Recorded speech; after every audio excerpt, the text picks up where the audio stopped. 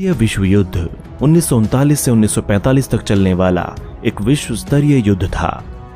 लगभग 70 देशों की जल, थल और वायु सेनाओं ने इस महायुद्ध में भाग लिया था। इस युद्ध में विश्व दो भागों में बटा हुआ था, मित्र राष्ट्र और धुरी राष्ट्र।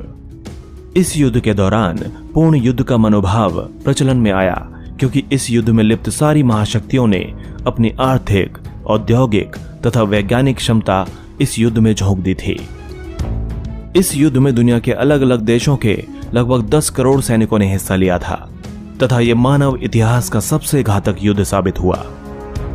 इस महायुद्ध में लगभग 5 से 7 करोड़ व्यक्तियों की जानें गईं, क्योंकि इसके महत्वपूर्ण घटनाक्रमों में असैनिक नागरिकों का नरसंहार, जिसमें होलोकॉस्ट भी शामिल है, तथा परमाणु हथियारों का एकमात्र इस्तेमाल भी शामिल है, जिसकी वजह से युद्ध के अंत में मित्र राष्ट्रों की जीत हुई।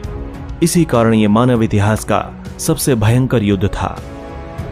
प्रथम विश्व युद्ध की विभीषिका से त्रस्त होकर तथा भविष्य में इसे रोकने के लिए 1919 में राष्ट्र संघ यानी लीग ऑफ नेशंस की स्थापना की गई, परंतु यह संस्था द्वितीय विश्व युद्ध को रोकने में पूरी तरह से विफल रही। 20 वर्षों की छोटी अवधि में ही दूसरा विश्व युद्ध हुआ, जो पहले से भी अधिक विनाशकारी था। इस युद्ध के अनेक कारण प्रथम विश्व युद्ध के कारणों से मिलते जुलते हैं। 1939 की स्थिति 1914 से बहुत अधिक अलग नहीं थी। यूरोपीय गुटबंदियां, सैन्यवाद तथा साम्राज्यवाद की द्वितीय विश्व युद्ध में भी अहम भूमिका थी। दोस्तों, अब जानते हैं कि दूसरे विश्व युद्ध के क्या कारण थे। वर्साय की अपमानजनक संधि। द्वितीय विश्व युद्ध के बीज वर्साय की संधि में ही बो दिए गए थे। मित्र राष्ट्रों ने जिस प्रकार का अपमानजनक व्यवहार जर्मनी के साथ किया, उसे जर्मन जनमानस कभी भी भूल नहीं सका। जर्मनी को इस संधि पर हस्ताक्षर करने को विवश कर दिया गया। संधि की शर्तों के अनुसार जर्मन साम्राज्य का एक बड़ा भाग मित्र राष्ट्रों ने उससे छीनकर आपस में बांट लिया था। उसे सैनिक और आर्थिक दृष्टि से भी अपाहिज बना दिया गया। इसीलिए जर्मन वर्साय की संधि को एक राष्ट्रीय कलंक मानते थे। मित्र राष्ट्रों के लिए उनके दिल में बदले की भावना भड़की हुई थी। हिटलर ने इस बदले की भावना को और अधिक भड़काया और जर्मनी की सत्ता हथिया ली। सत्ता में आते ही उसने वर्साय की संधि की धज्जियां उड़ा दी और घोर आक्रामक नीति अपनाकर दूसरा विश्व युद्ध शुरू कर दिया। तानाशाही शक्तियों का उदय। प्रथम विश्व युद्ध के बाद यूरोप में तानाशाही शक्तियों का उदय और विकास हुआ। इटली में मुसोलिनी और जर्मनी में हिटलर तानाशाह बन बैठे। प्रथम विश्व युद्ध में इटली मित्र राष्ट्रों की ओर से लड़ा, परंतु पेरिस शांति सम्मेलन में उसे कोई खास लाभ नहीं हुआ। इससे इटली में असंतोष की भावना जगी। इसका लाभ उठाकर मुसोलिनी ने फासीवाद की स्थापना कर सारी शक्तियां अपने हाथों में ले लीं। वो इटली का निरंकुश शासक बन गया। यही स्थिति जर्मनी में भी थी। हिटलर ने नाजीवाद की स्थापना की तथा जर्मनी का तानाशाह बन गया। मुसोलिनी और हिटलर दोनों ने ही आक्रामक नीतियां अपनाई और दोनों ने राष्ट्र संघ की सदस्यता भी त्याग दी तथा अपनी शक्ति बढ़ाने में लग गए। उनकी नीतियों के कारण दूसरा विश्व युद्ध होना लगभग तय हो गया था। साम्राज्यवादी प्रवृत्ति। दूसरे विश्व युद्ध का एक मुख्य कारण बना साम्राज्यवाद। प्रत्येक साम्राज्यवादी शक्ति अपने साम्राज्य का विस्तार कर अपनी शक्ति और धन में वृद्धि करना चाहता था। इससे साम्राज्यवादी राष्ट्र में प्रतिस्पर्धा आरंभ हो गई। 1930 के दशक में इस सोच में और भी बढ़ोतरी हुई। आक्रामक कार्रवाइयां बढ़ गईं। 1931 में जापान ने चीन पर आक्रमण कर मंचूरिया पर अधिकार कर लिया था। इसी प्रकार 1935 में इटली ने इथियोपिया पर कब्जा कर लिया। 1935 में जर्मनी ने राइनलैंड पर तथा 1938 में ऑस्ट्रिया पर विजय प्राप्त कर उसे जर्मन साम्राज्य में मिला लिया। स्पेन में गृह युद्ध के दौरान हिटलर और मुसोलिनी ने जनरल फ्रैंको को सैनिक सहायता पहुंचाई और इसके साथ ही फ्रैंको ने स्पेन की सत्ता हथिया ली। यूरोपीय गुटबंदी। जर्मनी की बढ़ती शक्ति से आशंकित होकर यूरोपीय राष्ट्र अपनी सुरक्षा के लिए गुटों का निर्माण करने लगे। इसकी पहल फ्रांस ने की। उसने जर्मनी के आसपास के राष्ट्रों का एक जर्मन विरोधी गुट बनाया। इसके जवाब में जर्मनी और इटली ने भी एक अलग गुट बना लिया। जापान भी इसमें शामिल हो गया। इस प्रकार जर्मनी, इटली और जापान का त्रिगुट बन गया। ये राष्ट्र धुरी राष्ट्र के नाम से विख्यात हुए। फ्रांस, इंग्लैंड, अमेरिका और सोवियत संघ का अलग ग्रुप बना, जो मित्र राष्ट्र के नाम से जाना गया। यूरोपीय राष्ट्रों की गुटबंदी ने एक दूसरे के विरुद्ध आशंका, घृणा और द्वेष की भावना जगा दी थी। हथियारबंदी की होड़। प्रथम विश्व युद्ध के पश्चात निरस्त्रीकरण के लिए काफी प्रयास किए गए, परंतु यह प्रयास विफल रहे। साम्राज्यवादी प्रतिद्वंदिता और राष्ट्र ग्रुप के निर्माण ने पुनः हथियारबंदी की होड़ आरंभ कर दी थी। जर्मनी और फ्रांस इस दिशा में सबसे आगे बढ़ गए। 1932 में जिनेवा निरस्त्रीकरण सम्मेलन आयोजित किया गया, परंतु यह सफल नहीं हो सका। 1933 तक संपूर्ण यूरोप में सामरिक वातावरण व्याप्त हो गया था, यानी कि हर देश युद्ध के लिए अपनी अपनी रणनीति बनाने लगा। फ्रांस ने अपनी सीमा पर मैगिनो लाइन का निर्माण किया और जमीन के भीतर मजबूत किलेबंदी की, जिससे कि जर्मन आक्रमण को फ्रांस की सीमा पर ही रोका जा सके। इसके बाद जर्मनी ने अपनी पश्चिमी सीमा को सुदृढ़ करने के लिए सीजफ्रेड लाइन बनाई। इन सैनिक गतिविधियों के कारण भी युद्ध की संभावनाएं बढ़ गई थीं। वैश्विक आर्थिक मंदी का प्रभाव। 1929-30 की वैश्विक आर्थिक मंदी ने भी दूसरे विश्व युद्ध में योगदान किया। इसके परिणाम स्वरूप उत्पादन घट गया, बेरोजगारी और भुखमरी बढ़ गई। उद्योग धंधे, कृषि, व्यापार सब पर आर्थिक मंदी का बुरा प्रभाव पड़ा। जर्मनी की स्थिति सबसे बुरी थी। इस स्थिति के लिए हिटलर ने वर्साई की संधि को उत्तरदायी बताया। इससे उसकी शक्ति में वृद्धि हुई और वो तानाशाह बन बैठा। इसके साथ साथ अपनी आर्थिक स्थिति सुधारने तथा बेरोजगारों को सेना में नौकरी देने के लिए भी युद्ध की वकालत की जाने लगी। तुष्टीकरण की नीति। तुष्टीकरण की नीति भी दूसरे विश्व युद्ध का एक कारण था। किसी भी यूरोपीय राष्ट्र ने जर्मनी और इटली की आक्रामक नीतियों को रोकने का प्रयास नहीं किया। असल में 1917 की बोल्शेविक क्रांति के बाद साम्यवाद की बढ़ती शक्ति से इंग्लैंड और फ्रांस खतरा महसूस कर रहे थे। दूसरी ओर जर्मनी, इटली और जापान धुरी राष्ट्र संवाद के विरोधी थे। इसीलिए इंग्लैंड और फ्रांस चाहते थे कि फासीवादी शक्तियां धुरी राष्ट्र साम्यवाद का विरोध करें और वे सुरक्षित रहें।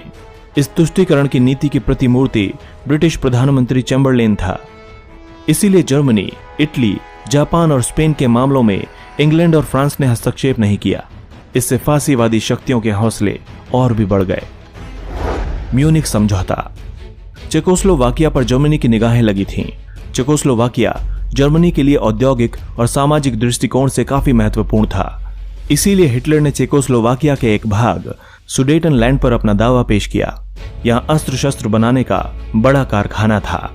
यहां बड़ी संख्या में जर्मन भी निवास करते थे। इसीलिए हिटलर ने यह धमकी दी कि अगर चेकोस्लोवाकिया जर्मनी को सुडेटनलैंड नहीं देता है तो वो चेकोस्लोवाकिया पर आक्रमण कर इसे बलपूर्वक ले लेगा। इस समस्या के समाधान के लिए 1938 में म्यूनिख समझौता किया गया। इसमें हिटलर की शर्तें मान ली गईं। हिटलर ने सुडेटनलैंड पर अधिकार कर लिया। इसके बाद 1939 में उसने संपूर्ण चेकोस्लोवाकिया भी हड़प लिया। इससे जर्मनी और इटली के हौसले बुलंदियों पर पहुंच गए। सामूहिक कार्यवाही तथा जन मोर्चों की विफलता। फासीवादी शक्तियों की आक्रामक नीति का सामना करने के लिए सोवियत संघ और अन्य राष्ट्रों ने सामूहिक कार्रवाई की योजना बनाई। फ्रांस में जन मोर्चे फासीवादी शक्तियों के विपरीत सफल रहे, परंतु अन्य राष्ट्रों में यह प्रयोग विफल रहा। राष्ट्रसंघ की विफलता। दूसरे विश्व युद्ध का प्रमुख कारण राष्ट्रसंघ की विफलता भी थी। इसकी स्थापना इस तरह के युद्धों को रोकने और विश्व में शांति बनाए रखने के लिए की गई थी, परंतु यह अपने उद्देश्यों में असफल रहा। यह महाशक्तियों के विरुद्ध कोई कार्यवाही नहीं कर सका। अपनी निजी सेना के अभाव, बड़े राज्यों के दबाव तथा अन्य बहुत सी दुर्बलताओं के कारण राष्ट्रसंघ की उपयोगिता समाप्त हो गई थी। जापान, जर्मनी और इटली राष्ट्रसंघ से अलग होकर अपनी मनमानी करने लगे थे। राष्ट्रसंघ उन्हें रोक नहीं सका। इससे छोटे छोटे राष्ट्रों का विश्वास राष्ट्रसंघ से उठ गया। तत्कालीन कारण। 1939 तक यूरोप पर युद्ध के बादल छा गए थे। अप्रैल 1939 में हिटलर ने पोलैंड से डोजिंग बंदरगाह तथा पोलिश कॉरिडोर जर्मनी को वापस करने की मांग रखी। पोलैंड ने इसे स्वीकार नहीं किया। इससे अंतर्राष्ट्रीय संकट उत्पन्न हो गया। इस समस्या को सुलझाने के काफी प्रयास किए गए, परंतु वे सभी विफल हो गए। इस बीच पोलैंड ने जर्मनी और फ्रांस के साथ संधि कर ली। इसके द्वारा पोलैंड को आश्वासन दिया गया कि जर्मनी द्वारा आक्रमण की स्थिति में इंग्लैंड तथा फ्रांस पोलैंड की सैनिक सहायता करेंगे। दूसरी ओर पोलैंड द्वारा वार्ता के लिए जर्मनी की उपेक्षा से क्रुद्ध होकर हिटलर ने 1 सितंबर 1939 को पोलैंड पर आक्रमण कर दिया। 3 सितंबर को इंग्लैंड और फ्रांस ने भी जर्मनी के विरुद्ध युद्ध की घोषणा कर दी। इस प्रकार द्वितीय विश्व युद्ध का प्रारंभ हो गया। द्वितीय विश्व युद्ध की प्रमुख घटनाएं।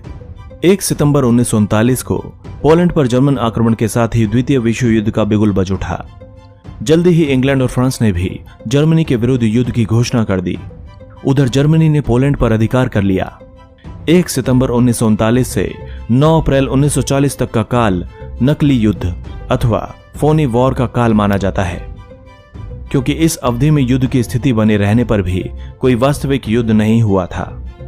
9 अप्रैल 1940 को जर्मनी ने नॉर्वे तथा डेनमार्क पर आक्रमण कर उन पर अधिकार कर लिया। जून 1940 तक जर्मन सेना ने बेल्जियम और हॉलैंड के अतिरिक्त फ्रांस पर भी अधिकार कर लिया। मजबूर होकर फ्रांस को आत्मसमर्पण करना पड़ा। फ्रांस के बाद इंग्लैंड की बारी आई। जर्मन बमवर्षकों ने इंग्लैंड पर हवाई आक्रमण कर उसे बर्बाद करने की योजना बनाई, परंतु इंग्लैंड की लड़ाई में जर्मनी को सफलता नहीं मिली। वो इंग्लैंड पर अपना कब्जा नहीं जमा सका। जून 1941 में जर्मनी ने सोवियत संघ पर आक्रमण कर एक बड़े क्षेत्र पर अधिकार कर लिया था, परंतु सोवियत संघ ने मॉस्को की ओर जर्मन सेना को आगे बढ़ने से रोककर उसे वापस लौटने पर विवश कर दिया। 1941 में यूरोप के अतिरिक्त पूर्वी एशिया भी युद्ध की चपेट में आ गया। 7 दिसंबर 1941 को जापान ने पर्ल हार्बर के अमेरिकी नौसैनिक अड्डे पर आक्रमण किया था। इसके बाद अमेरिका भी युद्ध में शामिल हो गया। जापान ने शीघ्र ही Malaya, Burma, Indonesia, Singapore, Thailand इत्यादि पर अधिकार कर लिया। भारत पर भी जापानी आक्रमण का खतरा मंडराने लगा था। इस प्रकार युद्ध में इंग्लैंड, फ्रांस, सोवियत संघ, अमेरिका, चीन तथा अन्य मित्र राष्ट्र एक पक्ष में तथा दूसरे पक्ष में जर्मनी, इटली और जापान आ गए। अब युद्ध का प्रसार तेजी से हुआ। मॉस्को की ओर बढ़ने से रोकने पर जर्मनी ने सोवियत संघ के दक्षिणी भाग पर आक्रमण कर दिया। सितंबर 1942 में जर्मन सेनाएं स्टालिनग्राद तक पहुंच गईं, लेकिन स्टालिनग्राद के युद्ध में जर्मनी की पराजय हुई। यहां से जर्मनी की पराजय की शुरुआत हो गई। सोवियत संघ ने चेकोस्लोवाकिया और रोमानिया पर अपना अधिकार जमा लिया, जो उस समय जर्मनी के नियंत्रण में थे। सोवियत संघ ने जर्मनी के खिलाफ दूसरा मोर्चा फ्रांस के नॉर्मंदी में खोल दिया। इससे जर्मन सेना को 2 मोर्चों पर लड़ना पड़ा और उसकी शक्ति कमजोर पड़ती गई। अमेरिका के युद्ध में शामिल हो जाने से भी धुरी राष्ट्रों की शक्ति कमजोर पड़ने लगी। द्वितीय विश्व युद्ध का अंत। 1944 में पराजित होकर इटली ने आत्मसमर्पण कर दिया। इससे जर्मन शक्तियों को बहुत बड़ा धक्का लगा।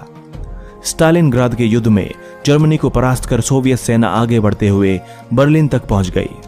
मजबूर होकर 7 मई 1945 को हिटलर को आत्मसमर्पण करना पड़ा।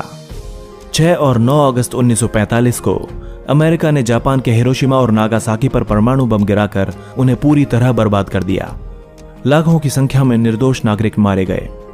मजबूर होकर जापान को भी आत्मसमर्पण करना पड़ा और इसके साथ ही यह विनाशकारी विश्व युद्ध समाप्त हो गया। द्वितीय विश्व युद्ध के परिणाम। द्वितीय विश्व युद्ध में प्रथम विश्व युद्ध की तुलना में जन धन की अधिक हानि हुई थी। एक अनुमान के मुताबिक इस युद्ध में दोनों पक्षों के करीब 5 करोड़ से अधिक लोग मारे गए, जिनमें सर्वाधिक संख्या सोवियत सैनिकों की थी। लाखों बेघर हो गए। इससे पुनर्वास की समस्या खड़ी हो गई। लाखों यहूदियों की हत्या की गई। घायलों की तो गिनती ही नहीं की जा सकती थी। परमाणु बम के इस्तेमाल से हिरोशिमा और नागासाकी पूरी तरह नष्ट हो गए। इसी प्रकार युद्ध में बेहिसाब संपत्ति नष्ट हुई। अनुमान था कि सिर्फ इंग्लैंड में करीब 2000 करोड़ रुपए मूल्य की संपत्ति नष्ट हुई। सोवियत संघ की संपूर्ण राष्ट्रीय संपत्ति का चौथा भाग युद्ध की भेंट चढ़ गया। इतना विनाशकारी युद्ध पहले कभी नहीं हुआ था। औपनिवेशिक युग का अंत। द्वितीय विश्व युद्ध के बाद सभी साम्राज्यवादी राज्यों को एक एक कर अपने उपनिवेशों से हाथ धोना पड़ा। उपनिवेशों में भी राष्ट्रीयता की लहर तेज हो गई।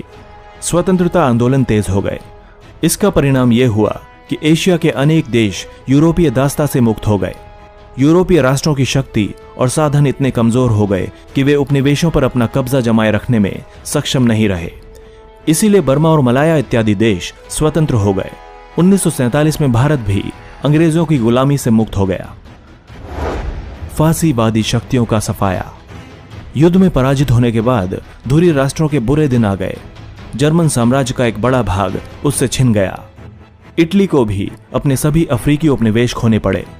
जापान को भी उन क्षेत्रों को वापस करना पड़ा जिन पर वो अपना अधिकार जमाए हुए था। इन राष्ट्रों की आर्थिक और सैनिक स्थिति भी दयनीय हो गई। संयुक्त राष्ट्र की स्थापना।